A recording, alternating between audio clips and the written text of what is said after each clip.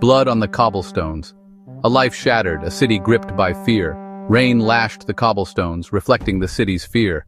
The air was thick with the metallic scent of blood. He stood there, immobile, staring at the chalk outline. Her outline. She was gone. Another victim, another life brutally taken. The yellow tape fluttered in the wind, a macabre ballet around the crime scene.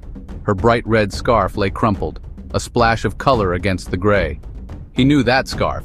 He had given it to her. His chest constricted, each breath a shallow gasp. This wasn't a newspaper article, not a statistic. This was real, the raw, brutal reality of death, her death. Driven by ghosts, a past tragedy fuels a relentless pursuit. He couldn't let her be just another forgotten victim. He knew the feeling all too well, the gnawing emptiness, the unanswered questions. Years ago, his own world had shattered.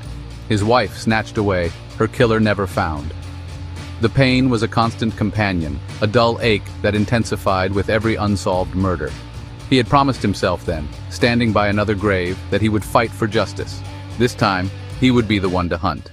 This time he wouldn't let the shadows win. Whispers in the dark, clues emerge, leading down a dangerous path. The killer was meticulous, a phantom leaving behind a trail of cryptic clues. A playing card, the Queen of Spades, left on each victim. A single black rose, its petals stained crimson. He followed each lead, piecing together the puzzle. The killer was playing a game, toying with him, challenging him. He delved deeper, venturing into the city's underbelly, a world of secrets and shadows.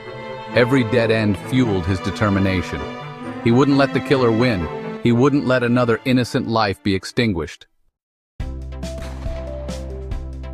The hunter's toll obsession takes hold, blurring the lines of sanity.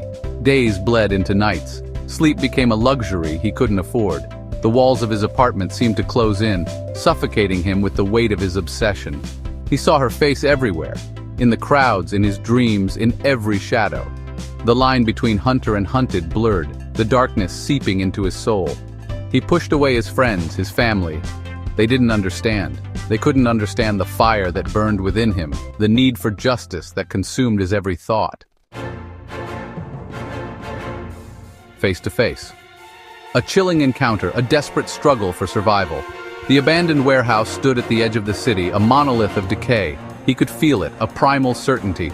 The killer was here. He moved with a predator's grace, senses heightened.